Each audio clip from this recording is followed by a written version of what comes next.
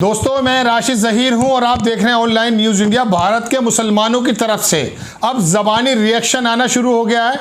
त्रिपुरा में, आसाम में, कश्मीर में या देश के किसी भी हिस्से में जिस तरह का डिस्क्रिमिनेशन हो रहा है, एट्रोसिटी हो रही है एक पर्टिकुलर समुदाय के साथ, उसकी आवाज़ें उठने लगी हैं। चूंकि ये जो हिंदूवादी संगठन है ये नारेबाजी करते हैं, उकसाने का काम करते हैं, घर जलाने का काम करते हैं, दुकान जलाने का काम करते हैं, मारने का काम करते हैं। उसका जवाब मुस्लिम समुदाय, अल्पसंख्यक समुदाय बिल्कुल नहीं दे रहा था। आसाम के ऊपर कैमरामैन एक बॉडी पर कूद जाता है, कोई जवाब नहीं दे रहा था। अब बुजुर्ग जो मुसलमान को चलाने वाली जमातें हैं वो सामने आ गई हैं। बड़ा बयान मैं आपको सुनाने जा रहा हूं और कुछ मिनट का बयान है वो, उसको जरूर सुनिएगा। चूंकि ये बहुत बड़ी जमात में आपका अमीर हैं सैयद सरवर चिश्ती, ये आस्थाने सुल्तान हजरत ख्वाजा मोइनुद्दीन चिश्ती रहमतुल्लाह अलैह के जो है ना वो भी हैं, वहाँ जो केयर टेकर्स होते हैं, इनका नाम बहुत है और पूरे हिंदुस्तान का मुसलमान इनको सुनता है। इन्होंने जो बात कही है बहुत ध्यान से सुनने की ज़रूरत है और ये वीडियो आप सुनेंगे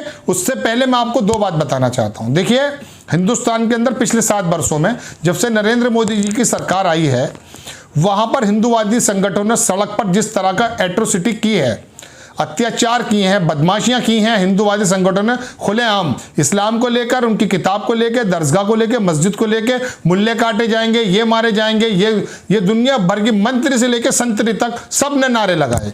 लेकिन मुस्लिम कौम ने, अल्पसंख्यक लोगों ने इसका जवाब उन्हीं की जबान में नहीं दिया, चूंकि वो वरना दूसरा मामला हो जाता। डर कर मानिए या संविधान में विश्वास मानिए, उसकी वजह से चुप रहे। लेकिन इससे क्या हो रहा है, भारत के बाहर जितने हालतें हैं वो मैं आपको बता चुका कि हमें ब्लैक लिस्ट में डाल दिया गया धार्मिक आज़ादी को लेकर के, और किस तरह से नरेंद्र मोदी का इंडिया, जो मैं आपको पहले बता चुका हूं कि यहूदी का अखबार हेरड्स जो कि इजराइल में छपता है, वहां लिखा कि किस तरह से ईसाइयों पर, दलितों पर, मुसलिमों पर किस तरह की एट्रोसिटी हो रही है, अत्याचार हो रहे हैं, इसको रोकना चाहिए। दुनिया की मीडिया चीखती है, गोदी मीडिया आप तक वो खबरें आने नहीं देती, सोशल मीडिया आपको बताती है। ये बयान जरूर सुनिए, छोटा सा बयान है, इसके अंदर एक पर्टिकुलर कौम को, अल्पसंख्यक कौम को और सरकार को भी संबोधित करते हुए इन साहब ने कहा है कि आप मुसलमानों को क्या करना चाहिए और किस तरह से आपको आगे बढ़ना चाहिए, और नरेंद्र मोदी जी, योगी जी के लिए क्या संदेश है। ये 2-2.5 मिनट का एक बयान है, ये सुन लीजिए।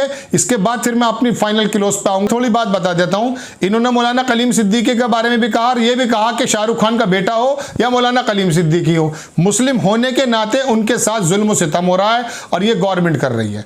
आगे इन्होंने सॉल्यूशन भी बताया कि उर्दू कैसे हो और किस पार्टी के साथ आ जाए और कैसे इलेक्शन लड़ाई, वो बात अलग है, लेकिन मैं आपको इनकी हकीकत बताता हूं। देखिए, ये जो तमाम देवबंद है, नदवा है और ये बरेली है और ये तमाम आस्थाने शरीफ हैं, जितने भी हैं, इन लोगों का, मौलाना महमूद मदनी, जमीयतुल उलमा, तमाम चीज़ें हैं ये, अगर ये एक प्लेटफॉर्म पर आ करके इस तरह की बात उठने से 2 फायदे होंगे।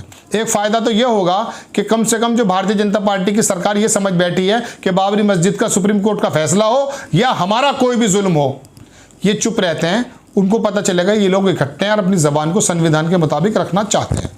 जैसे सीए के बारे में उन्होंने बताया, एनसीए के बारे में बताया, जो नेशनल रजिस्टर जो बनाने की बात चल रही है उसके बारे में कहा, एनसीआर के बारे में, तो ये तमाम चीज़ें जो हैं इन्होंने कही हैं। लेकिन एक बात और बताइए, क्या देश के अंदर ये काम होने चाहिए? एक झंडे के तले सारे थे, 40-50 साल से चल रहे थे, कम ज़्यादा उसे छोड़िए, तरक्की कितनी थी, क्या घोटाले थे। हम नहीं कह रहे कि चेंज भी गलत है, जनता पार्टी की भी सरकार आई थी, भारतीय जनता पार्टी की भी सरकार आई थी, जनता दल की भी सरकार आई थी, मोरारजी देसाई से लेकर अटल बिहारी वाजपेयी तक अलग अलग लोगों ने इस पर, इंद्र कुमार गुजराल, डोडे गौड़ा, सब लोग आगे करके चले गए। लेकिन ऐसा भारत की उम्मीद की थी आपने कि मुस्लिम अपने संगठनों को बनाने की बात करेंगे, और ये तो बन ही चुके हैं हिंदू संगठन। तो इनको तो सत्ता का लोलुप है, सत्ता का लालच है, पता चल गया इनको।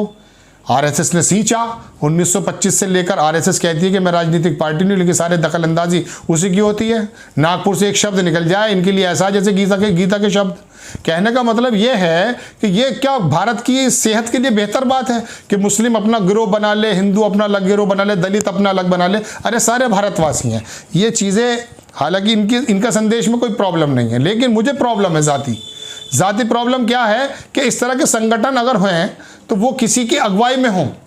ये भी हिंदुस्तान का रिकॉर्ड रहा कि हमने भारतीय जनता पार्टी या जनसंघ जैसा कोई मुसलमानों ने तैयार नहीं किया मंच से, और तैयार नहीं हुआ तो 2 पार्टी आमने सामने भी नहीं आई। लेकिन अब अगर इस तरह के संगठन बनते हैं तो देखिए ये भारत में सिर्फ तोड़ की बात है। हालांकि एक मुस्लिम नज़रिए से अगर सोचा जाए, जैसा कि मैंने हम शब्द का इस्तेमाल किया, वो बेहतर भी है, लेकिन भारत की रूह से मेरी समझ में नहीं आता। इनका एक मशवरा बहुत अच्छा लगा मुझे कि किसी की अगुवाई में, सेकुलर परस्त पार्टी की अगुवाई में एक साथ आ जाएं, और मुस्लिम्स ने आज तक ऐसा ही किया था। कांग्रेस के साथ हों, मायावती जी के हों, ममता बनर्जी के हों, किसी के साथ भी हों, इन्होंने अपना संगठन नहीं बनाया, मुस्लिम लीग को पशेपुश डाल दिया। हैदराबाद वाले एक साथ आके कह रहे हैं। लेकिन बड़ी बात मैं आपको बता दूं कि अब त्रिपुरा को लेके, कश्मीर को लेके, इन तमाम जगहों को लेके आवाज़ें उठने लगी हैं, और ये आवाज़ें भारत की सेहत के लिए मुझे बहुत अच्छी नहीं लगती। लेकिन मैं आपसे फिर बताना चाहता हूँ कि भारत की सरकार को चेतना चाहिए, सोचना चाहिए कि इस तरह की विक्टन वाली बातें नहीं होनी चाहिए। अपने हिंदूवादी संगठन को नकेल करे, तंत्र का इस्तेमाल करे, जैसा कि इनका दावा है, पार्टी विद द डिफरेंस, लेकिन ऐसा हो नहीं रहा। लेकिन मेरा खबर आपको देना आया था कि मुस्लिम उल्मा भी अब लामबंद होने शुरू हो गए। आपको खबर कैसी लगी प्लीज़ अपने कमेंट्स, अब मेरे कमेंट्स बॉक्स में डालिएगा, और चैनल को सब्सक्राइब कीजिए, शेयर कीजिए, और भविष्य में कोई खबर होती है मैं आपके सामने लेकर आता हूं। जब तक के लिए जय हिंद। चैनल को सब्सक्राइब करें और घंटी जरूर दबाएं।